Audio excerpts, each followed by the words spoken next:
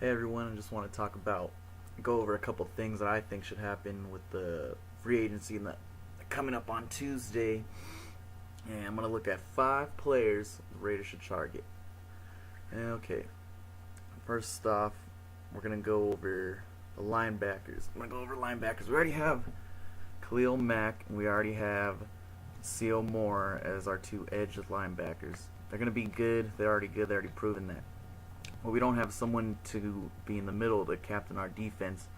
That's why I believe that with the falling out of Nick Roach, as he got his concussions this year, he might not play ever again in the NFL. So a player that I think has connections to this coaching staff would be Ray Maliuga from Cincinnati Bengals. He worked with Ken Norton Jr. when he was at USC. And he's a solid player. He has a couple injuries here and there, but he probably will can come for cheap. We can look for more linebackers in the draft. Because in the draft they have players like Denzel Perryman. You have Brian McKinney. There's just a lot of players that can be found in this year's draft for the linebacker position. And okay, so the next player I'm going to go over is Jerry Hughes from the Buffalo Bills. He was a dominant defensive end this year for the Buffalo Bills. He runs a 4-3 defense, which we run here in Oakland, and he played the past 3 years. He's played all 16 games, which is good considering where he started his career in Indianapolis.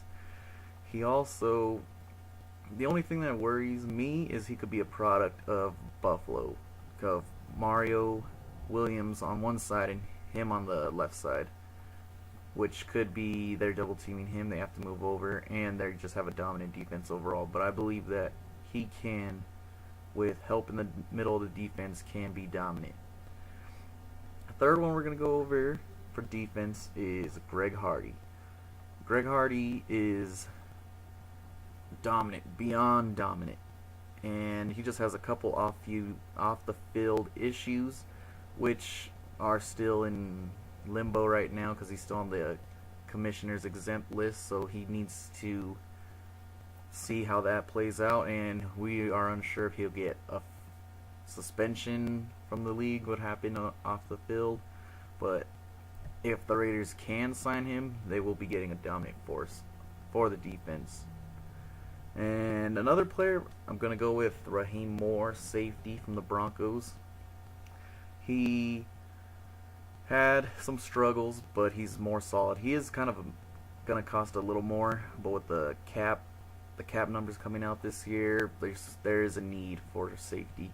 Let's see. Brandon Ross came in and substituted for Tyvon Branch when he was hurt, and compared to last year, he learned a lot, was way more consistent than anyone else at the strong safety position.